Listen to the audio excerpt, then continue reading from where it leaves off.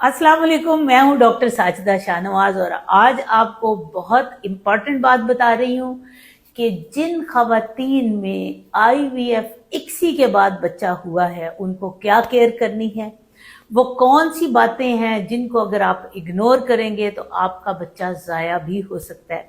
मेरे साथ मिसेस मुनव्वर बैठी हैं और इनका था बायलैटरल ट्यूबल ब्लॉकेज, ठीक है, दोनों ट्यूब बंद थी और उसके बाद हमने इनका इक्सी किया। अल्हम्दुलिल्लाह इक्सी के बाद इनका बच्चा हुआ और आज इनकी 9 वीक की प्रेगनेंसी है, ठीक है। मिसेस मुनव्वर का MR नंबर है लाहौर में 16524 और सरगोदा में है 7690, ठीक है।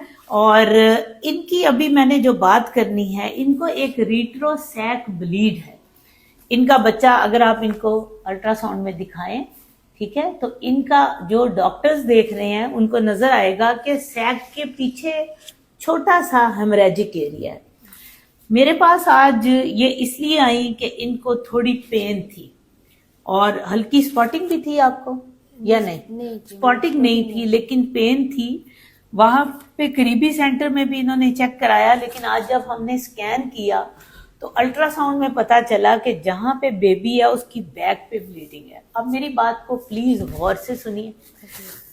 आपके रेफरेंस से मैं ये चीजें बताना चाहती हूँ कि जब आप अपने डॉक्टर को दिखाएं तो उनको प्लीज ये जरूर बताया करें कि मेरा IVF इक्सी बेबी है। पहले तो आप सच सच बताओ माइक रख के कि आपने वाकई ये बताया था कि मेरा इक्सी बेबी? मैंने नहीं बताया। क्या वजह थी? क्योंकि मेरे हस्बैंड ने बोला था कि पहले जो है ना एक दफ़ा मतलब नॉर्मल चेकअप करवाओ, अल्ट्रासाउंड करवाओ कि देखते हैं कि अगर उन्होंने कोई इशू बताया या उन्होंने पूछा तो आप फिर बताइएगा। ये गलत है। This is so wrong approach. इसके पीछे वजह क्या थी ये आप नहीं कह रही, बेशुमार लोग कहते हैं। देखें, डॉक्टर ने आपका ढंडोरा तो नहीं पीटना। अभी मैं आपका कोई चेहरा तो नहीं दिखा रही, मैं आपकी कोई आइडेंटिटी को, मिसेस मुनव्वर दुनिया में बेशुमार होंगी। आपका MR नंबर ओरिजिनल है, जो वो हमारे हॉस्पिटल की एक प्राइवेसी है। वो MR नंबर हम किसी को ऐसे नहीं दे सकते। You got it? जब तक कि कोई इदारा हमें कहे, जैसे हमारा PMDC है या दूसरे इदारे हैं, कि जी आपने इस पेशेंट की सक्सेस स्टोरी डाली, इसका हमें बताएं, तो हम वो बता सकते हैं। और आप उसमें भी बताएंगे कि हमारा टेस्ट ट्यूब बेबी हुआ, हमारी ट्यूब ब्लॉक थी। लेकिन पेशेंट टू पेशेंट आपको बताने की जरूरत नहीं है। डॉक्टर भी आपके लिए बड़ा इंपॉर्टेंट है, डॉक्टर को जरूर बताएं।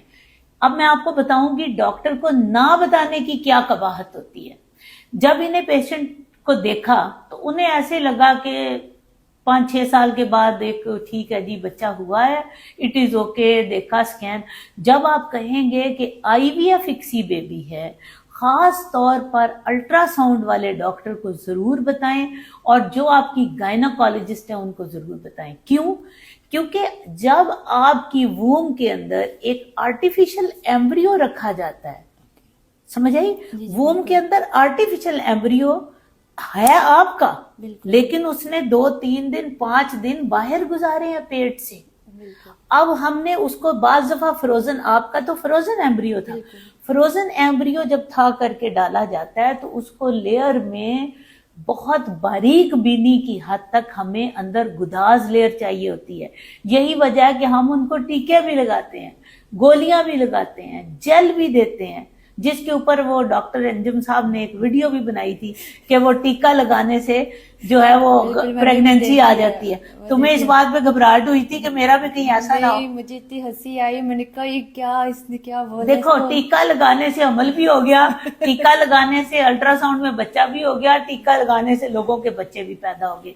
देखें, जब आप इस तरह की गलत बातें करते हैं ना तो आपको बाद में पशेमानी उठानी पड़ती है। अब वो पशेमानी में जगह जगह वीडियो बना रहा है कि हम अब लाहौर आ रहे हैं, हम अब पेशावर आ रहे हैं, क्योंकि अब कोई बातें रही नहीं, उसे हर चीज में झूठा साबित किया गया। ये आपने जहन में रखना है कि किसी भी चीज पे अगर मैं आपको अल्ट्रासाउंड पे कहती हूँ कि हमल है तो आपको बाहर के अल्ट्रासाउंड में भी नजर आना चाहिए میرا حمل کوئی ہوا میں معلق نہیں ہے کہ جس کو جو صرف مجھے نظر آئے گا باقیوں کو نہیں آئے گا، ہر جگہ پر آئے گا، لیکن آپ نے اپنے ڈاکٹر کو بتانا ہے تاکہ وہ آپ کی اگر اینڈومیٹریوم مضبوط نہیں ہے یا اس میں تھوڑی بہت انفیکشن ہے تو وہ آپ کو اینٹی بائیوٹکس دے دے۔ اگر آپ کو یہ اینٹی بائیوٹکس جب آپ نے پہلا سکین کرایا تھا اگر آپ نے لیے ہوتے تو یہ ہیمریج کم ہونا تھا۔ بعض دفعہ پیشنٹ کو اینٹی بائیوٹکس کی ضرورت ہوتی ہے، بعض دفعہ ہمیں گریوی بینون کے انجیکشن لگانے پڑتے ہیں جو ابھی ہم آپ کو لگائیں گے، اور اسٹرکٹ آپ نے بیڈ ریسٹ کرنا ہے، اور اس کے علاوہ سٹریس آپ نے بالکل نہیں لینا۔ جو ساسیں میری ویڈیو سن رہی ہیں، اگر آپ کی بہوؤں نے آئی وی ایف اکسی کا ٹریٹمنٹ لیا ہے تو آپ یہ نہیں کہہ سکتے کہ ساڈی واری تے میں کپڑے بھی دھوندی ساں، میں یہ بھی کر دی ساں، ٹھیک ہے، کیونکہ آپ کا نیچرل امپلانٹیشن ہوا۔ اس میں ہم نے پہلے ایمبریو کو ایک اور جیسے کہ سمجھیں کہ فارمی انڈوں کو آپ نے فارمی چوزوں کو مرغی کے ان بچوں کے ساتھ ملا دیا جو اس نے دیسی انڈوں میں پیدا کیے تھے، ٹھیک ہے، تو اس کو فارمی انڈے کے جو فارمی چوزا ہے اس کی ہیلتھ تھوڑی سی نازک ہوگی، اس کو زیادہ خوراک کی ضرورت ہے۔ جب بچہ پیدا ہو جائے گا نا، ایون جب سی سیکشن بھی ہونا ہے یا ڈلیوری ہونی ہے، اس وقت بھی ہمیں سرٹن چیزوں کا خیال رکھنا ہے۔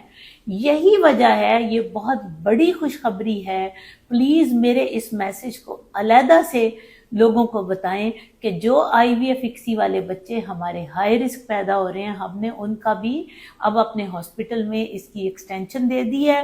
میرے ساتھ میری گائنوکالوجسٹ، میری آبسٹیشن ان بچوں کی ٹیک کیئر کرتی ہیں، آپ کو چاہے رات ہو دن ہو، آپ ہمارے اسسٹنٹ کو کال کیجئے، ہمارا ہاسپٹل ان بچوں کی ڈلیوری کا جن کا ہم نے آئی وی ایف اکسی کیا ہم ذمہ داری لیں گے، ٹھیک ہے، اینڈ دیٹس آل۔ خوش رہیے، دعاؤں میں مجھے بھی یاد رکھیے، فی امان اللہ۔